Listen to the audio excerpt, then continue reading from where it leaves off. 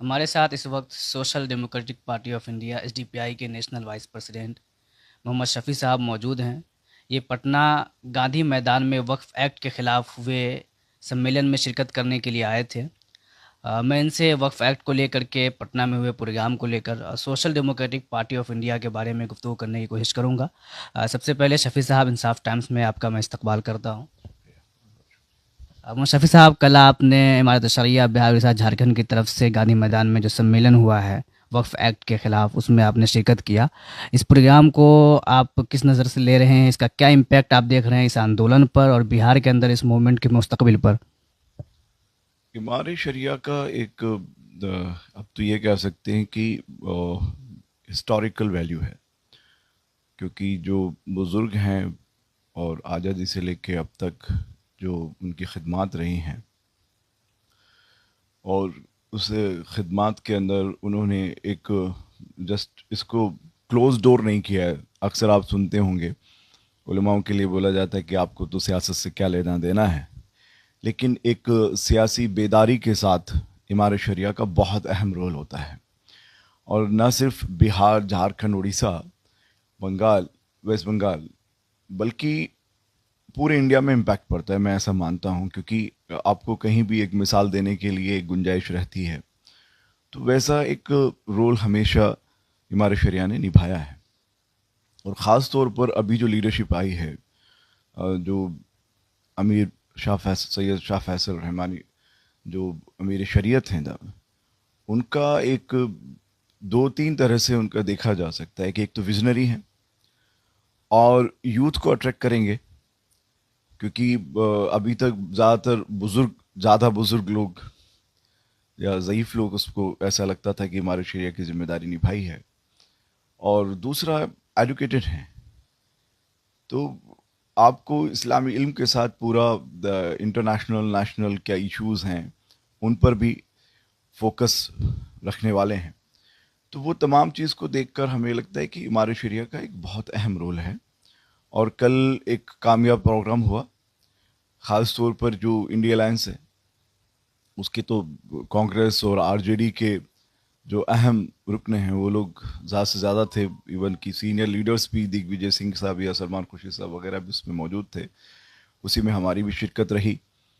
तो एक बड़ा इम्पैक्ट कल का जो गांधी मैदान है जो भरा हुआ था, बल्कि यहाँ तक कह दें कि लोग जितना गांधी मैदान में नहीं थे, पटना में फैले हुए थे। कल पटना जाम था। तो एक कामयाब प्रोग्राम कल हुआ है, और इसका असर आने वाले बिहार इलेक्शन के अंदर बहुत ज़्यादा जो है लोग देखेंगे कि कन्फ्यूज़न नहीं होगा। जो लोग ये सोचते हैं कि मुस्लिम्स वोट को इरिलेवेंट कर दें, जो 2013 में पार्लियामेंट के इलेक्शंस में ऐसा दिखाया गया, तो वो इरिलेवेंट नहीं कर सकते। और जो सो कॉल्ड सेकुलर पार्टीज़ हैं, वो ये सोचती हैं कि मुसलमान तो कहाँ जाएगा। तो ये जो अभी जो डर का वोट होता है वो नहीं होगा अगर इमारत शरिया ने इसको सही तौर पर सही रोल अदा किया। तो इसमें इन्वॉल्व होना पड़ेगा, कैंडिडेट्स देखने पड़ेंगे, कोई पर्टिकुलर पार्टी को छोड़कर कौन कम्युनिटी की लीड ले रहा है। और कम्युनिटी की लीड लेना मतलब ये नहीं होता है कि उसमें कम्युनल एंगल होता है, क्योंकि यहाँ हमारा जो इंडिया है वो सोशल फैब्रिक में बना हुआ है। यहाँ पे हर जाति धर्म के अलग अलग लोग हैं, मीनाज हैं, गुजर्स हैं, ट्राइबल्स हैं, एससीज हैं। वो सब अपने कम्युनिटी को रिप्रेजेंट करते हैं। तो रिप्रेजेंटेशन को देखना पड़ेगा, और रिप्रेजेंटेशन की बुनियाद पर ही रिजर्वेशन और तमाम चीज़ें देखी जाती हैं। तो उसमें ये गलत नहीं है कि मुस्लिम्स को रिप्रेजेंट करने के लिए भी लोग होना चाहिए। और जो मुस्लिम्स को रिप्रेजेंट करते हैं तो उनकी रोटी कपड़ा मकान स्वास्थ्य शिक्षा जो संविधान ने, कॉन्स्टिट्यूशन ने फंडामेंटल राइट्स दिए हुए हैं, बुनियादी हुकूक दिए हुए हैं, उन्हें मिलना चाहिए। और जो हम लोग ये सोचते हैं कि कोई गवर्नमेंट आपका भला कर देगी, कोई पार्टी आपका भला कर देगी, देखिए हर एक रिप्रेजेंटेशन को लीड लेना पड़ेगा, और वो लीडरशिप के मुताबिक ही उसका रिप्रेजेंटेशन आता है। तो इस मर्तबा ये सोचना चाहिए कि कौन कम्युनिटी के इन अहम मुद्दों को सही तौर पर उठा सकता है, कौन ये सलाहियत रखता है कि जो बार्गेनिंग पोजीशन में भी हो और बराबरी में रहकर बात करता हो। क्योंकि इंडिया में दो संविधान नहीं है, तो फिर क्यों ये एंगल आ जाता है कि हिंदू मुस्लिम है, जातियां हैं, या वो कमज़ोर है वो ताकतवर है। सियासी बेदारी नहीं होने की बुनियाद पर आता है। तो मुझे लगता है कि कल का प्रोग्राम के अंदर जहां वक्फ की आवाज उठाई गई थी, जहां पर अपने हक की आवाज उठाई गई थी, उस हक की आवाज के साथ सियासी जो ताकत है उसको बुलंद करने की भी आवाज कल उठी थी। अभी सोशल मीडिया पे हमने एक एक्टिविस्ट है मुस्तकीम सिद्दीकी, उनका पोस्ट देखा। उनका भी ये कहना था कि हर इशू पे हम प्रोटेस्ट करते हैं, आंदोलन करते हैं, लेकिन उसके साथ साथ पॉलिटिकल पावर स्ट्रगल का जिसमें हमको हिस्सा बनना चाहिए, रिप्रेजेंटेशन अपना जो है मजबूत करना चाहिए, ताकि इन लड़ाइयों को हम अंदर सदन में मजबूती से लड़ सके, उस पर कोई कोशिश नहीं होती है, चाहे वो इमारत शरिया हो या दीगर तंजीमें हो। आप उनकी बात को कहाँ तक सही मानते हैं? क्योंकि ख़ुद इमारत शरिया का अगर हम क़याम देखते हैं तो उनके क़याम के अंदर जो है सियासी तक़वियत भी मौजूद है, और उस वक्त मुस्लिम इंडिपेंडेंट पार्टी बिहार में इमारत शरिया ने बनाई थी, जिसने इलेक्ट्रली जो है बहुत कामयाबी हासिल किया था। तो आपको क्या लगता है कि अब इमारत शरिया को या दीगर मिली तंजीमों को इस एस्पेक्ट पर सोचना चाहिए और कदम बढ़ाना चाहिए? कदम बढ़ाना चाहिए। हम सियासी नहीं है बोलकर खुद को बेवकूफ़ नहीं बनाना चाहिए। थोड़ा कड़वा लफ्ज़ है।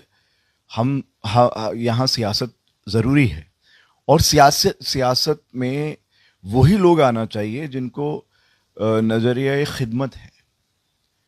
आप अगर मुस्लिम क़यादत की बात करते हैं, तो अगर या मज़हब के हिसाब से मुसलमानों की बात करते हैं, तो सैयदुल कौमी खादिमुहुम का मतलब क्या है? वो कैसी डेमोक्रेसी है? वो समझना चाहिए ना। सैयदुल कौमी खादिमुहुम वो लीडर होगा जो खादिम होता है। आज हम बोलते हैं प्रधान सेवक है, लेकिन बेवकूफ़ बनाया जाता है। और जो भी पॉलिटिक्स में आता है वो गाड़ी, बंगला, ऐशो इशरत ये सोच कर आता है, जबकि यहाँ सियासत के अंदर खोना पड़ता है। ये देखना पड़ता है कि आपकी आवाम है, जो कॉन्स्टिट्यूंसी के अंदर लोग रहते हैं, क्या वो लोग सुकून से सो पा रहे हैं? क्या वो लोग बेखौफ हैं? क्या जो उनकी ज़रूरियात हैं वो पूरी हो रही हैं? जैसा मैंने बताया, क्या जो यतीम हैं वो अपने आप को महफूज समझ रहे हैं, या जो बेवाएँ हैं या गरीब हैं या मज़दूर हैं, उन सब की खिदमत करने का एक जज्बा अगर आपको कोई है, तो आपको सियासत में आना चाहिए। लेकिन सियासत में क्यों आ रहे हैं? वो एक करप्शन का पैसा इन्वेस्ट करके और उसी को डेवलप करने के लिए लोगों ने इंडस्ट्रीज़ बना दी है। ये एक सियासी खिदमत नहीं रही है, ये एक जो है पॉलिटिकल पार्टीज़ एक बड़ी बड़ी इंडस्ट्रीज़ हो गई हैं। इसके लिए तो उन लोगों को आना पड़ेगा मैदान में, जो दीनी रुझान रखते हैं, दीनी नज़रिया रखते हैं। वैसे लोग जब तक सियासत में नहीं आएंगे तो फिर ये मकसद कहाँ से पूरा होगा? वही है बात आपने जो सही कही है। और ये क्यों पता नहीं यहाँ पर लोगों को ये लगता है कि यार आप जो है संविधान की और जब सियासत की बात करते हैं तो दीन की बात मत करिए, आप जो है उसमें कट्टर हो जाते हैं या बात हो जाते हैं, तो ये बेवकूफ़ी है। जब आप दीन की बात करते हैं तो आप खिदमत की बात करते हैं, जब दीन की बात करते हैं तो इंसानियत की बात करते हैं, जब दीन की बात करते हैं तो लोगों के हुकूक की बात करते हैं, जब दीन की बात करते हैं तो मुसावात की बात करते हैं, बराबरी की बात करते हैं।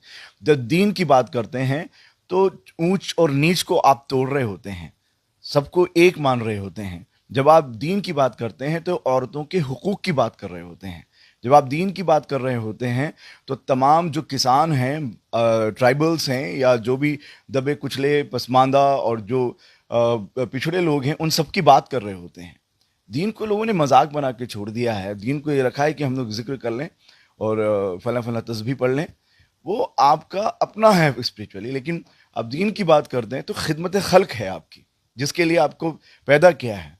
उस दीन को आप रिप्रेजेंट करना है तो सियासत के अंदर करके दिखाना पड़ेगा कि ये दीन है। हमें सिखाया गया है कि हम इंसाफ करें, झूठ ना बोलें, सच का साथ दें। मजलूम कोई भी जाति धर्म का हो, उस पर अगर कोई जुल्म हो रहा है तो उसको हम हाथ से रोकें।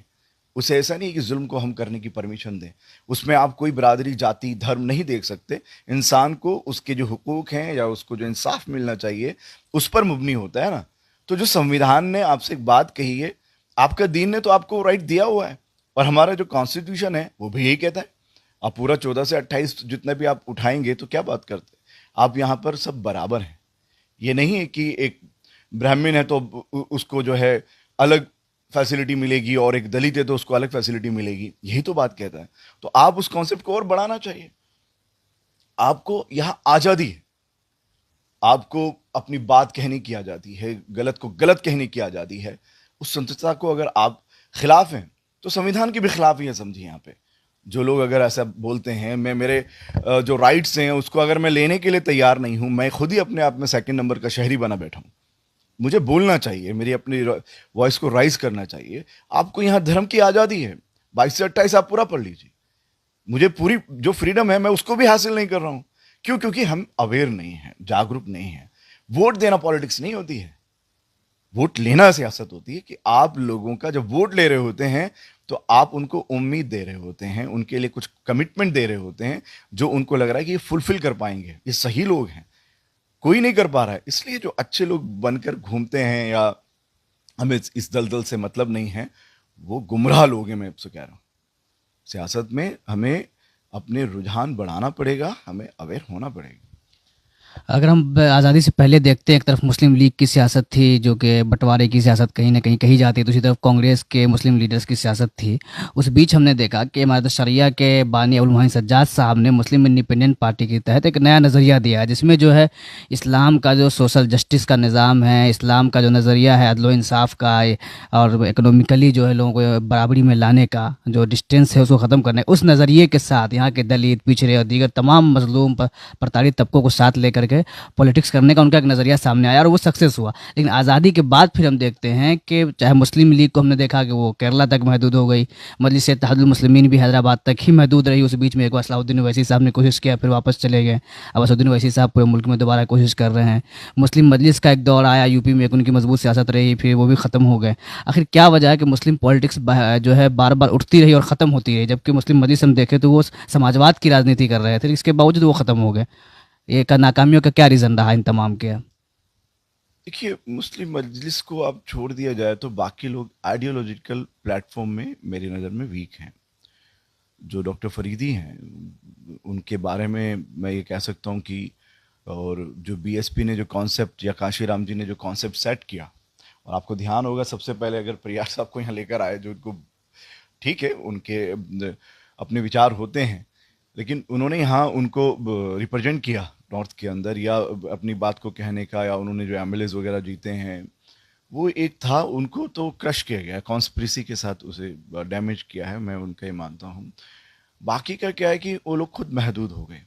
वरना आप देखा जाए तो मैं, हमारे बड़े आलिम भी हैं और आज़ादी के बाद एक बड़ा नाम भी है, मैं उनका नाम तो नहीं लेना चाहूँगा, लेकिन लखनऊ जो कॉन्फ्रेंस थी सबको मालूम है, जिसमें ये कह दिया गया कि हमारे लिए अब कांग्रेस काफ़ी है, ज़रूरत नहीं है। तो उस वक्त में इस्माइल साहब जो आलिम दीन, उन्होंने आईयूएमएल को बचाया। लेकिन उसके बाद जो उसको चलाने वाले लोग थे, वो लोग बहुत ही उसको ये कह सकते हैं कि उस एस्पेक्ट से लेकर नहीं गए जो एस्पेक्ट से वो लेके जाना चाहते थे। उन्होंने मल्लापुरम तक महदूद करके रख दिया। एक्चुअल में तो तमिलनाडु के अंदर स्टार्ट हुआ, लेकिन तमिलनाडु में भी, चेन्नई में भी एक आध सीट होती है, मल्लापुरम में ही उसका पूरा केरला भी नहीं बोल सकते, वहाँ महदूद कर दिया। उसी डेंसिटी में काम कर रहे हैं तो वो एक लिमिटेड दायरे में आ गए, वो उनकी अपनी जो भी है पॉलिसी होगी। और बाकी ज़्यादातर फिर बाद में क्या होता है ना कि जब पार्टी किसी शख्स की हो जाती है, लिमिटेड फर्म की हो जाती है, तो वो बड़ी प्रॉब्लम होती है। और बाकी जो पार्टीज़ हैं वो, जैसे कहते हैं कि सपा के मालिक का नाम याद है आपको, बसपा के मालिक का नाम बिल्कुल याद है याद है। आपको, आरजेडी के मालिक का नाम याद है आपको, जेडीयू के मालिक का नाम याद है आपको, इसी तरह से इनके भी मालिक हैं। तो ये उस एस्पेक्ट से कि नहीं हम लीडर रहेंगे तो बढ़ेगा, नहीं हो सकता। Social Democratic Party of India उस खला को पूरा करने आई है, एक ऑल्टरनेट है, मुतबादिल है। अब मैं यही जानना चाह रहा था कि कई सारी मुस्लिम लीडरशिप वाली पार्टियाँ थी, या यूएमएल थी कि साउथ के अंदर, मजलिस इत्तेहादुल मुस्लिमीन थी, यूपी में उस वक्त पीस पार्टी भी एक्टिव थी जब आपकी पार्टी बनी, उसके 12 के आसपास। एआईयूडीएफ थी आसाम के अंदर, उलमा काउंसिल वगैरह, मुस्लिम मजलिस भी कुछ हद तक अपने आप को रखी हुई है, मौजूद है। वेलफेयर पार्टी तो खैर आपके बाद बनी है, पर महाराष्ट्र में कुछ पार्टियाँ थी। ये सारी पार्टियों की मौजूदगी के बावजूद social Democratic Party of India को बनाने की क्या ज़रूरत थी, और ये फिक्र किन लोगों की थी, किन लोगों ने social Democratic Party of India को इस्टेब्लिश किया और क्यों किया? देखिए, मैक्सिमम पार्टीज के जो भी ऑनर्स हैं उनसे मिले हैं हम लोग, और उन लोगों से डिस्कशन भी किया, और हम चाहते थे कि कोऑर्डिनेशन के साथ पार्टी बनाई जाए। हमारा मकसद ये नहीं था कि हमें एक पार्टी बनाना है, हमारा मकसद ये था, जो हमारे बुज़ुर्ग जिन्होंने इसको शुरू किया, उनका कॉन्सेप्ट ये था कि एक प्रेशर ग्रुप चाहिए, एक पॉलिटिकल एम्पावरमेंट के लिए एक प्लेटफॉर्म चाहिए जो अपनी बात को कह सके। इतने बड़े बड़े जो यहाँ पर हुए हैं वो दोनों गवर्नमेंट, कोई भी गवर्नमेंट आई है उसमें ये नहीं कह सकते कि बीजेपी गवर्नमेंट में हुआ है। कांग्रेस ने भी कोई बड़े अच्छे काम नहीं किए हैं। कांग्रेस गवर्नमेंट ही थी जब बाबरी मस्जिद शहीद हो रही थी। और यहाँ पर जो आपकी रिलीजियस आइडेंटिटी को अगर टच करने लग जाए तो इसका मतलब सोचिए कि देश में कितना बड़ा खतरा मंडरा रहा है, फासिज्म क्या कर रहा है और कैसे कैसे आगे बढ़ रहा है। तो उसका ऑल्टरनेट कोई भी नहीं था कि क्योंकि आप सियासी तौर पर आपकी वॉइस नहीं है, तो कैसे हम लोग एक होकर, कम से कम इतनी पार्लियामेंट सीट्स हैं जो कि आप अपना रिप्रेजेंटेशन वहाँ पार्लियामेंट में दिखा सकते हैं, तो कोऑर्डिनेशन से बनना चाहिए। लेकिन सबको ये था कि यहाँ हम ठीक हैं, यहाँ हम ठीक हैं। कोई केरला में सीमित होकर खुश था, कोई आसाम में सीमित होकर खुश था, कोई हैदराबाद में जो है सीमित होना चाहता था। ये बाद में हुआ है। क्या असदुद्दीन ओवैसी साहब से भी इस सिलसिले में मुलाकात हुई थी एसडीपीआई के बनने से पहले? बिल्कुल हुई थी, ऐसा नहीं है। हमारे लीडर्स हैं, प्रूफ के साथ बात कर सकते हैं। लेकिन उसके बाद ही हमने पार्टी बनाई, और पार्टी बनाने का एक जो अहम मकसद था, देश में जो एक एम्पावरमेंट चाहिए, सिक्योरिटी चाहिए, आइडेंटिटी चाहिए, उसके लिए ज़रूरी है। और फिर यहाँ एक कम्युनल एंगल में ज़रूरत नहीं है बनाने। हमने सुना है कि जब पार्टी बनने के लिए प्रोग्राम हुआ था उसमें बिहार से भी कुछ उलमा थे, जैसे मौलाना साउला कासमी वगैरह, इस तरह के लोग शामिल थे उस डिस्कशन में। कासमी साहब की दुआएं थी, वो बहुत खुश हुए थे। चाहे वो कांग्रेस के एमपी होते हुए भी उन्होंने दुआएं दी थी, और वहाँ मीटिंग में शामिल रहे हैं। मुझे भी याद है क्योंकि मैं पार्टी की फाउंडेशन से हूँ। मैं फर्स्ट जो उसकी एनआरसी हुई थी उसका रिप्रेजेंटेटिव मेंबर रहा हूँ। मैं जो इंडिया के अंदर जो social Democratic Party of India की फर्स्ट स्टेट कमेटी बनी राजस्थान के अंदर, मैं उस कमेटी में रहा हूँ, मैं तब से इसमें हूँ। तो जो पार्टी का मकसद था वो दो तीन नज़रियों पे था। नंबर एक, ये किसी एक ख़ानदान की या किसी एक व्यक्ति की पार्टी नहीं होगी। इसमें कोई भी ये नहीं होगा कि क्लेम करे कि नहीं ये मैंने बनाया है। ये कलेक्टिव एफर्ट से बनी है जो कि एक ऑल्टरनेट देगी इंडिया को। और ये जहाँ ये कहते हैं कि मुसलमानों के लिए काम करेगी, उतनी ही हिम्मत से, उतनी ही ईमानदारी से ये पार्टी हमेशा ये कहती है, ये मुसलमानों की पार्टी है, ये आदिवासियों की पार्टी है, दलितों की पार्टी है, किसानों की पार्टी है, महिलाओं की पार्टी है, तमाम पिछड़ों की, दलितों की, दबे कुचलों की पार्टी है। ये सिर्फ दा हर एक शहरी की पार्टी ये है। सिर्फ दावा है या कि आपके यहाँ क्रिश्चियन कम्युनिटी, सिख कम्युनिटी, दलित, ट्राइबल से लीडरशिप भी है? वाइस प्रेसिडेंट बीएम कामले साहब कितना आइडियोलॉजिकल मैन है, कभी आप उनसे डिस्कशन करिए। बहुत सारे लोग हैं जिनका नाम ले सकता हूँ मैं नीचे, और सिर्फ ऊपर दिखाने के लिए नहीं है। हमारे डिस्ट्रिक्ट से लेके नीचे ब्रांच लेवल तक भी लोग हैं, हर एक लोग हैं। अल्फांसो फ्रैंको हमारे नेशनल सेक्रेटरी हैं। महिलाओं में यास्मीन फारूकी जी हमारी जनरल सेक्रेटरी हैं, ऑल इंडिया जनरल सेक्रेटरी हैं। Sitaram Koiwal all India general secretary हैं। तो हर तबके के लोग हैं इसमें। लेकिन यहाँ पर गवर्नमेंट मीडिया का इस्तेमाल करके एसडीपीआई से डराती है लोगों को। कब डराएगी? जब वो खुद डरी होगी। शायद आप लोग सिर्फ मुस्लिम इशू पर ही बात करते हैं, सिर्फ मुस्लिम इशू पर प्रोटेस्ट करते हैं, ऐसा शायद हो, इस वजह से जो लोग डरते हो या ठप्पा लगता हो सकता है आप दलितों, ट्राइबल्स और क्रिश्चियन के लिए प्रोटेस्ट ना करते हो, उनके लिए लीगल लड़ाइयाँ नहीं लड़ते हो। आप इशू बताइए कि इस इशू पे आपने क्या किया। बहुत सारे चर्चेस पे अटैक हुए हैं क्रिश्चियंस के, अभी लगातार हो रहे हैं, कि उनके लिए आपने क्या किया? आप सब पर बात कर सकते हैं, किसानों पर बात कर सकते हैं, सबके बारे में बता सकता हूँ। क्रिश्चियन का जब यूपी के अंदर, जौनपुर के अंदर, मेरे पास मालूम है एसी माइकल ने ओपन मेल दिया था कि मदद करिए, कोई नहीं गया। उनसे पूछिए कौन गया। एसडीपीआई उनके घर तक गई, क्योंकि बाहर निकलने नहीं दिया जा रहा था यूपी जौनपुर के अंदर उन लोगों को, क्योंकि वो कन्वर्टेड हैं, ये हैं, वो हैं करके उन पर अटैक कर रहे थे। हम लोग यहाँ डीजीपी के पास लेकर आए लखनऊ के अंदर उस टाइम में, बैंगलोर के अंदर, कर्नाटक के अंदर। उनके साथ हम लोग जाके उनके उनके तहफ़्फ़ुज़ का काम किया है, उनके साथ खड़े हुए हैं।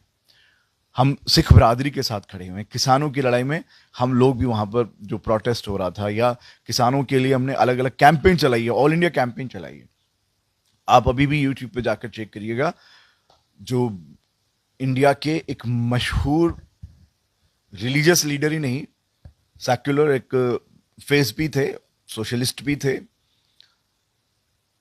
जिनको आप आर्य समाज के जो बड़े स्वामी अग्निवेश, उन्होंने कहा कि पूरे भारत के अंदर मैं सबसे टच में रहा, लेकिन जब मेरे पर लिंचिंग की गई तो मेरी पूरे इंडिया में अगर किसी ने वॉइस राइज की है तो वो social Democratic Party of India है।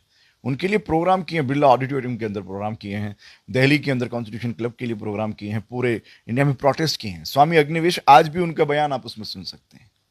आप कोई भी ऐसा इशू बताइए जो SC ST से रिलेटेड हो, रिजर्वेशन से रिलेटेड हो, या वो बताइए जो बिल इनकी एंटी पीपुल्स पॉलिसीज के कोई भी ऐसे बिल्स आ रहे हों, चाहे वो लैंड एक्विजिशन का बिल हो, उसके अंदर हमारा इन्वॉल्वमेंट क्या है। आज भी पार्लियामेंट के अंदर कोई बिल पास होते हैं या अलग अलग विधानसभाओं के अंदर होते हैं, आपको हमारा हर जगह इंटरवेंशन मिलेगा। दिखाया जाता है कि सिर्फ हम मुस्लिम्स के लिए बात करते हैं। क्यों? क्योंकि किस तरह से इंटरवेंशन करते हैं? प्रेस रिलीज जारी कर देते हैं या और भी एक्टिविटीज आपके होते मैंने बताया, प्रोटेस्ट करते हैं, एजुटेशन करते हैं, उनके साथ खड़े होते हैं। लेकिन और दिखेगा भी सही कि हम मुस्लिम्स की बात ज्यादा करते हैं। क्यों नहीं दिखेगा? क्यों?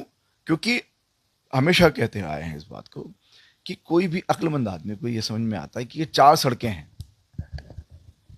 3 सड़कें बढ़िया हैं, 3 सड़कें बढ़िया बनी हुई है और एक सड़क खराब है।